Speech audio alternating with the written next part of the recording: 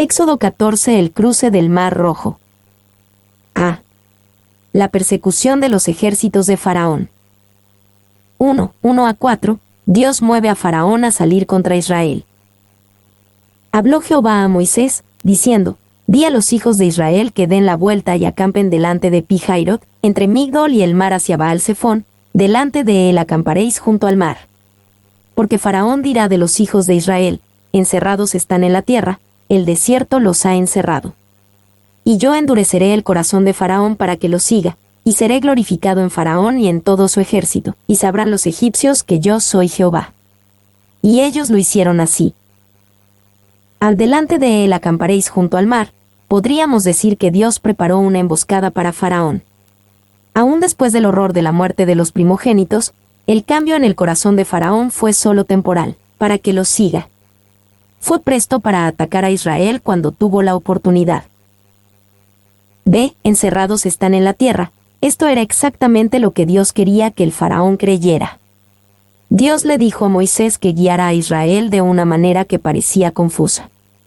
Dios le dijo a Moisés e Israel que hicieran algo que parecía confuso porque Dios sería glorificado en Faraón a través de ello. 2:5-9. Faraón decide forzar a Israel a regresar a Egipto. Y fue dado aviso al rey de Egipto, que el pueblo huía, y el corazón de Faraón y de sus siervos se volvió contra el pueblo, y dijeron: ¿Cómo hemos hecho esto de haber dejado ir a Israel, para que no nos sirva? Y unció su carro, y tomó consigo su pueblo, y tomó 600 carros escogidos, y todos los carros de Egipto, y los capitanes sobre ellos. Y endureció Jehová el corazón de Faraón rey de Egipto, y él siguió a los hijos de Israel, pero los hijos de Israel habían salido con mano poderosa. Siguiéndolos, pues, los egipcios, con toda la caballería y carros de Faraón, su gente de a caballo, y todo su ejército, los alcanzaron acampados junto al mar, al lado de Pi-Hahiroth, delante de Baal-Zephón. ¿Cómo hemos hecho esto de haber dejado ir a Israel, para que no nos sirva? Esta fue una pregunta extraña para Faraón. No era difícil pensar en al menos 10 buenas razones. Podemos nombrar 10 poderosas plagas por las que el Faraón dejó ir a Israel. Esto demuestra cómo a menudo olvidamos rápidamente lo que Dios ha hecho y demostrado. Y, quizás Faraón pensó que las plagas eran el límite del poder de Dios, y que ahora era el momento para atacar a Israel. 2. Hay una analogía en esto con la vida espiritual. A veces pensamos que Satanás nos dejará ir fácilmente, o pensamos que una vez que dejamos su reino se olvida de nosotros. Sin embargo, tal como Faraón siguió a Israel, Satanás nos persigue, intentando atraparnos como mínimo en la frontera de sus dominios con la esperanza de destruirnos. 3. Y unció su carro. Este no es simplemente su carro personal. El significado es probablemente su carrocería, un colectivo. Col. B. 600 carros escogidos, y todos los carros de Egipto. Faraón tenía los mejores recursos militares. En aquellos tiempos los carros eran la tecnología militar más sofisticada. Israel no tenía nada excepto que los hijos de Israel habían salido con mano poderosa. Y la idea detrás de las palabras hebreas con mano poderosa, Yad, incluye la idea de rebelión contra la autoridad, 1 Reyes 11, 26-27. La naturaleza rebelde de Israel era buena cuando estaba en contra de Faraón y contra todo lo que él representaba, pero era mala cuando estaba en contra de Jehová, de Moisés, y de todo lo que ellos representaban. El problema de la mayoría de los rebeldes es que ellos se rebelan en contra de las cosas equivocadas. 3. 10-12. La respuesta de los hijos de Israel. Y cuando Faraón se hubo acercado, los hijos de Israel alzaron sus ojos, y he aquí que los egipcios venían tras ellos, por lo que los hijos de Israel temieron en gran manera, y clamaron a Jehová. Y dijeron a Moisés: ¿No había sepulcros en Egipto, que nos has sacado para que muramos en el desierto? ¿Por qué has hecho así con nosotros, que nos has sacado de Egipto? ¿No es esto lo que te hablamos en Egipto, diciendo: déjanos servir a los egipcios? Porque mejor nos fuera servir a los egipcios, que morir nosotros en el desierto. Temieron en gran manera. Tenía sentido que Israel tuviera miedo. Podían ver a los ejércitos de Faraón por un lado y al Mar Rojo por el otro. Parecían no tener ninguna posibilidad de escapar. Y Dios dirigió a Israel a lo que parecía ser una trampa.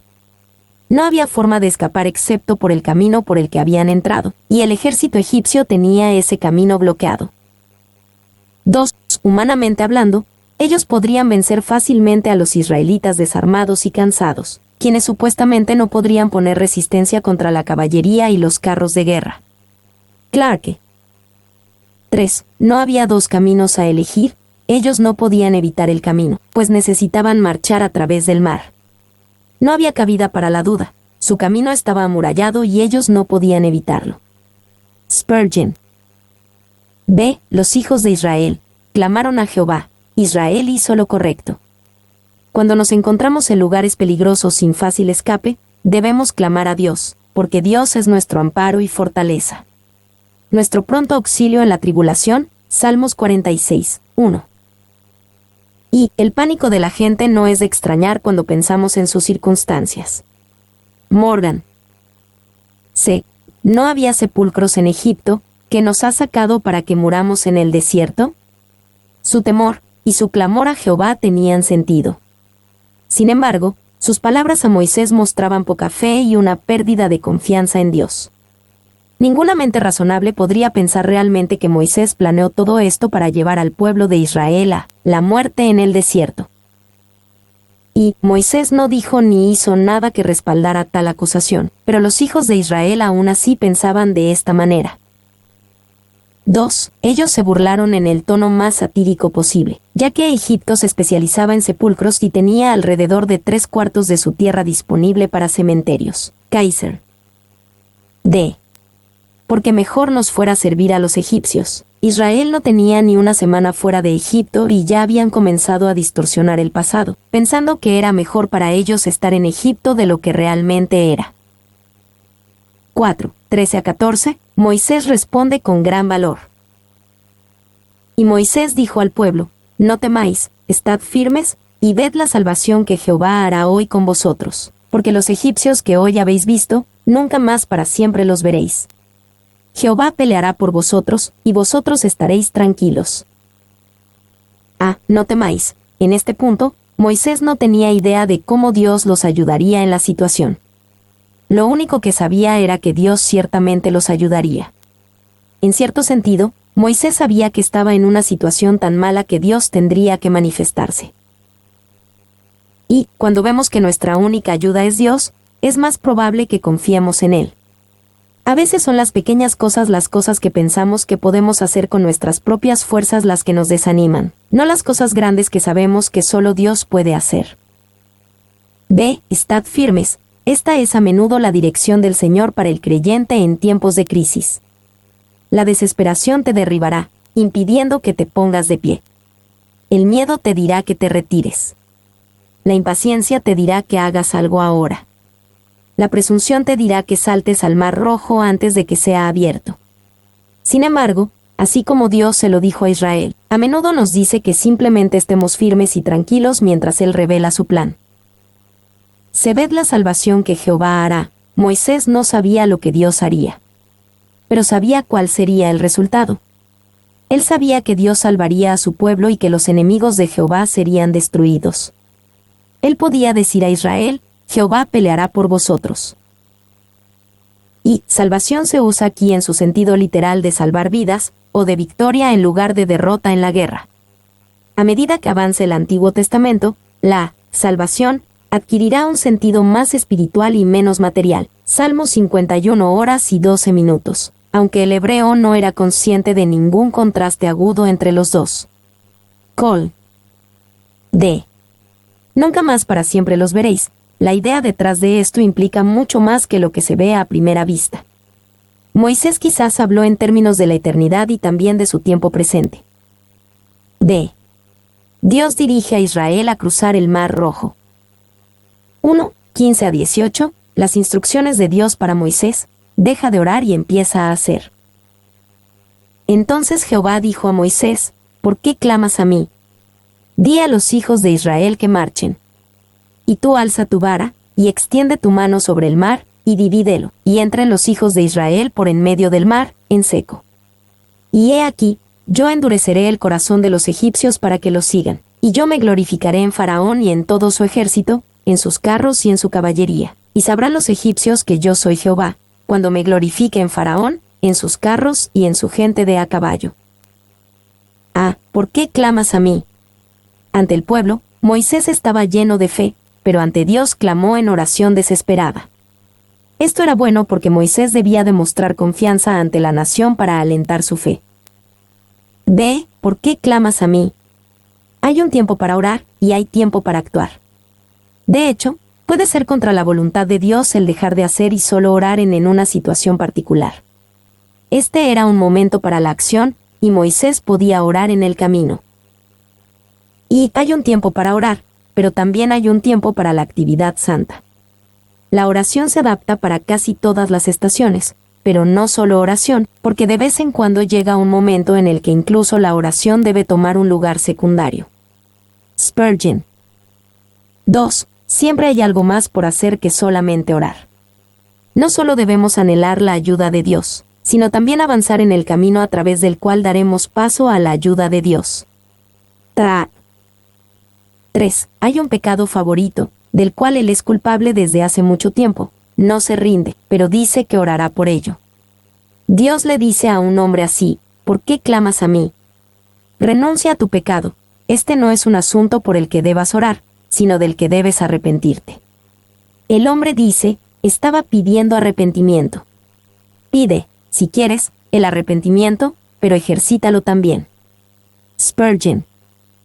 C. Y tú alza tu vara, y extiende tu mano. Estas eran instrucciones sencillas conectadas a un poderoso milagro. De la misma manera, el más grande milagro de salvación ocurre con sencillos actos de nuestra parte.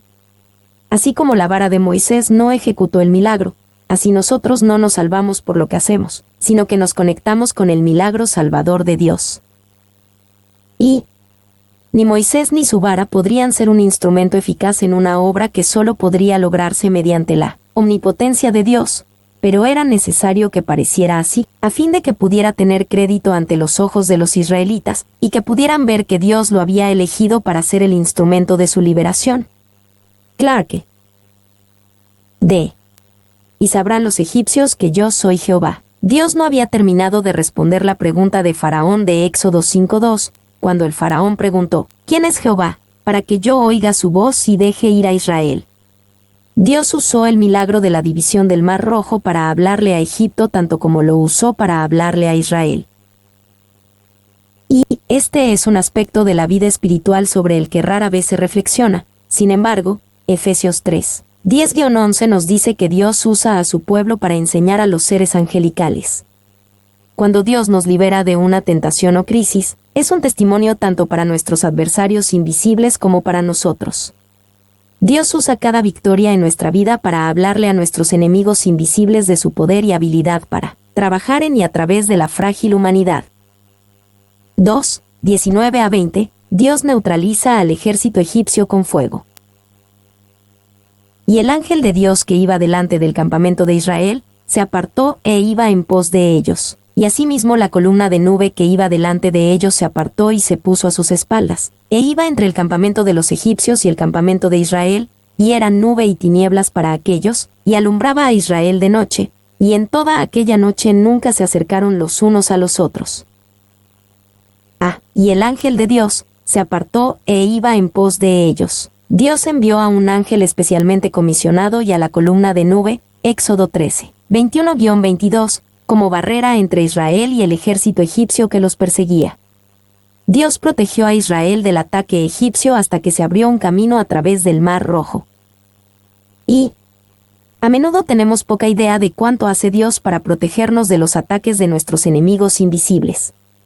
A veces sentimos que estamos abrumados en una lucha espiritual presente, pero es posible que no sepamos cómo sería si el Señor retirara su protección. B. Iba entre el campamento de los egipcios y el campamento de Israel. Los egipcios no lo sabían, pero la misma columna que les impedía perseguir a Israel también protegía sus propias vidas, al menos por un tiempo. Si se hubieran sometido al Señor que bloqueó su camino con su presencia, se habrían librado de la destrucción venidera. C. Y era nube y tinieblas para aquellos, y alumbraba a Israel de noche, La columna era una fuente de tinieblas para los egipcios y una fuente de luz para Israel. Esta es una imagen vívida de cómo la gloria de Dios o la obra de Dios puede ser luz para una persona y ser tinieblas para otra. Y, así, la doble naturaleza de la gloria de Dios en la salvación y el juicio, que luego aparece con tanta frecuencia en las Escrituras, no podría haber sido descrita de manera más gráfica. Kaiser. 2. La palabra de Dios tiene un lado oscuro para los pecadores, como también el Evangelio e incluso el mismo Jesús. 3. 21 a 22. Las aguas del Mar Rojo se separan, y los hijos de Israel cruzan sin peligro en tierra seca. Y extendió Moisés su mano sobre el mar, e hizo Jehová que el mar se retirase por recio viento oriental toda aquella noche, y volvió el mar en seco, y las aguas quedaron divididas. Entonces los hijos de Israel entraron por en medio del mar, en seco, teniendo las aguas como muro a su derecha y a su izquierda. Y extendió Moisés su mano sobre el mar. Otros pasajes, como Éxodo 13:18, 15:14, identifican a este cuerpo de aguas como el Mar Rojo. La frase hebrea para Mar Rojo es Yam-Suf, que claramente significa mar de juncos. Los estudiosos y arqueólogos han intentado durante años identificar positivamente este cuerpo de agua. Y el término describe acertadamente la región de los lagos al norte del Golfo de Suez que comprende los lagos Amargos y el lago Timsá. Es posible que los israelitas fueran a lo largo de la estrecha lengua de tierra en la que se encontraba Baal-Zephón, y que el mar de juncos bíblico fuera el actual lago Sirbonis. Estamos seguros de que el cruce fue en esta área porque los israelitas se encontraron en el desierto de Sher, después de cruzar el mar. Pfeiffer. 2. No sabemos exactamente dónde estaba el lugar, ni cuál era su ubicación geográfica exacta. Esto es especialmente cierto porque un área como esta cambiará la geografía cada temporada de inundaciones o sequías. Sabemos que había suficiente agua allí para atrapar a los israelitas y luego ahogar a los egipcios. Podemos suponer que esto tenía quizás 10 pies de agua más o menos. También podemos suponer que había suficiente ancho en el cruce para que el gran grupo de israelitas lo cruzara en una noche. 3. Muchas investigaciones recientes han propuesto una ruta alternativa para el éxodo de Israel desde Egipto. Una sitúa al monte Sinaí en la península arábiga en lugar de en la península del Sinaí. Esta ruta alternativa coloca el cruce en el Golfo de Acabá del Mar Rojo, en lugar de en los lagos Amargos, el puerto de Suez o el Golfo de Suez.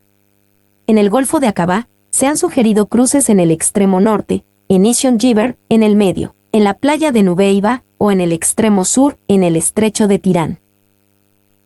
B. E hizo Jehová que el mar se retirase por recio viento oriental toda aquella noche, y volvió el mar en seco, y las aguas quedaron divididas. Algunos creen que esto es simplemente una leyenda antigua y que en realidad no sucedió.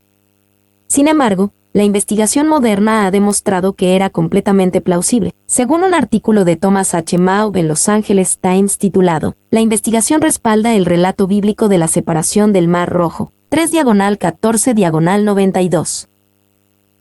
Y cálculos sofisticados por computadora indican que la división bíblica del Mar Rojo, que se dice que permitió a Moisés y a los israelitas escapar de la esclavitud en Egipto, podría haber ocurrido precisamente como la Biblia lo describe. Debido a la peculiar geografía del extremo norte del Mar Rojo, los investigadores informan el domingo en el boletín de la Sociedad Meteorológica Estadounidense, un viento moderado que sople constantemente durante aproximadamente 10 horas podría haber causado que el mar retrocediera aproximadamente 1 milla y el nivel del agua cayera 10 pies, dejando tierra seca en el área donde muchos eruditos bíblicos creen que ocurrió el cruce. 2. Es importante señalar que esta investigación no prueba que el cruce del Mar Rojo haya ocurrido en ningún lugar en particular especulado en la investigación, solo que existe ese fenómeno natural, que Dios pudo haber usado para dividir las aguas y permitirle a Israel una salida del ejército egipcio. Incluso si Dios usó el fenómeno natural, sigue siendo un gran milagro. 3. Un infiel puede negar la revelación en su totalidad, y de ellos no esperamos nada mejor. Pero escuchar a aquellos que profesan creer que esto es una revelación divina esforzándose por probar que el paso del Mar Rojo no tuvo nada de milagroso, es realmente intolerable. Tal modo de interpretación requiere un milagro para hacerse creíble. Pobre infidelidad. cuán miserables y despreciables son tus cambios. Clarke. C. Teniendo las aguas como muro a su derecha y a su izquierda. Salmo 77. 16-20 nos da más detalle en la descripción del curso de los eventos durante el cruce del Mar Rojo. Poéticamente describe cómo llovió, tronó, y cayeron relámpagos durante el cruce del Mar Rojo. 4. 23-28, Dios trastorna al ejército egipcio y se ahogan. Y siguiéndolos los egipcios, entraron tras ellos hasta la mitad del mar, toda la caballería de Faraón, sus carros y su gente de a caballo. Aconteció a la vigilia de la mañana, que Jehová miró el campamento de los egipcios desde la columna de fuego y nube, y trastornó el campamento de los egipcios, y quitó las ruedas de sus carros, y los trastornó gravemente. Entonces los egipcios dijeron: huyamos de delante de Israel, porque Jehová pelea por ellos contra los egipcios. Y Jehová dijo a Moisés: extiende tu mano sobre el mar, para que las aguas vuelvan sobre los egipcios, sobre sus carros, y sobre su caballería. Entonces Moisés extendió su mano sobre el mar, y cuando amanecía, el mar se volvió en toda su fuerza, y los egipcios al huir se encontraban con el mar, y Jehová derribó a los egipcios en medio del mar. Y volvieron las aguas, y cubrieron los carros y la caballería, y todo el ejército de Faraón que había entrado tras ellos en el mar, no quedó de ellos ni uno. A. Quitó las ruedas de sus carros. Dios obró milagrosamente del lado de los israelitas en contra de los egipcios. Él trastornó el campamento de los egipcios hasta que Israel hubo cruzado por el Mar Rojo. Hasta entonces permitió que el ejército egipcio continuara con su persecución a través de las aguas partidas. B. Y Jehová derribó a los egipcios en medio del mar. Aunque algunos también consideran esto simplemente como una leyenda antigua, la investigación moderna nuevamente muestra que es completamente posible. Y Thomas H. Mauk continúa con su artículo en Los Angeles Times. Un cambio abrupto en el viento habría permitido que las aguas volvieran a estrellarse contra el área en unos momentos, un fenómeno que, según la Biblia, inundó a los perseguidores de los israelitas. Se extiende tu mano sobre el mar, para que las aguas vuelvan sobre los egipcios. Dios le dijo a Moisés que hiciera algo con su mano relacionado con el movimiento del mar.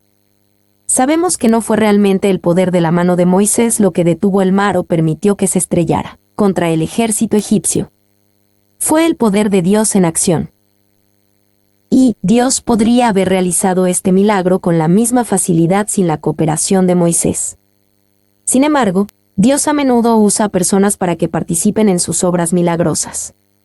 Podemos decir que muchas obras milagrosas de Dios aún están por realizarse porque ninguna persona ha dado un paso adelante para ser quien extienda la mano. 2. Además, esta fue la reivindicación de Dios de Moisés. Israel lo acusó previamente de las motivaciones más bajas y del estado de corazón más malvado. Éxodo 14, 10-12. Con esta obra a través de Moisés, Dios le mostró a toda la nación que Moisés era su líder escogido. D. No quedó de ellos ni uno. La liberación en el Mar Rojo se convirtió en un punto de inflexión en la historia de Israel. En esta era de la historia de Israel, tuvieron muchos problemas por delante, pero el faraón y los egipcios nunca los volvieron a molestar. 5. 29-31, resumen, otro acto de redención a favor de Israel. Y los hijos de Israel fueron por en medio del mar, en seco, teniendo las aguas por muro a su derecha y a su izquierda. Así salvó Jehová aquel día a Israel de mano de los egipcios, e Israel vio a los egipcios muertos a la orilla del mar. Y vio Israel aquel grande hecho que Jehová ejecutó contra los egipcios, y el pueblo temió a Jehová, y creyeron a Jehová y a Moisés su siervo. E Israel vio a los egipcios muertos a la orilla del mar. Esta fue la confirmación para Israel de que su liberación de Egipto era real y completa. Un pueblo oprimido tarda en creer que es libre mientras sus tiranos aún vivan. Dios quería que Israel supiera que sus opresores estaban muertos. Y este es un toque muy gráfico, un relato de un testigo ocular. Los soldados egipcios ahogados representan una antigua forma de vida en la esclavitud, ahora desaparecida para siempre. De alguna manera, la visión de esos cadáveres fue la señal concreta de que la salvación y una nueva vida para Israel estaban, ahora aseguradas. Col. 2. Este principio se aplica a las luchas cotidianas de la vida. aunque la presión de tu prueba sea casi insoportable, algún día verás a tu egipcio muerto. Mater. 3. Este principio también se aplica a nuestra victoria final. Pero al romper la mañana de la eternidad, se despertarán con cánticos de alegría para ver la muerte y la tumba y todos los males que temían, como los egipcios, esparcidos en las orillas del mar de cristal. Mater. 4. Clark especula que los israelitas despojaron a los soldados egipcios muertos y por lo tanto obtuvieron armas que luego usarían en batallas contra los amalecitas, amorreos y otros. B. Así salvó Jehová aquel día a Israel de mano de los egipcios. Dios libró a Israel de una circunstancia aparentemente imposible. Él demostró su fidelidad hacia Israel y todo su pueblo. Y Spurgeon contó la historia de una vieja santa que yacía en su lecho de muerte y declaró que Jesús nunca la abandonaría, porque Él lo había prometido. Alguien le preguntó, pero supongamos que Él no cumpla su promesa y tú te perdieras. Ella respondió, entonces Él sería mayor perdedor que yo. Es cierto que yo perdería mi alma, pero Dios perdería todo su honor y gloria si no fuera veraz.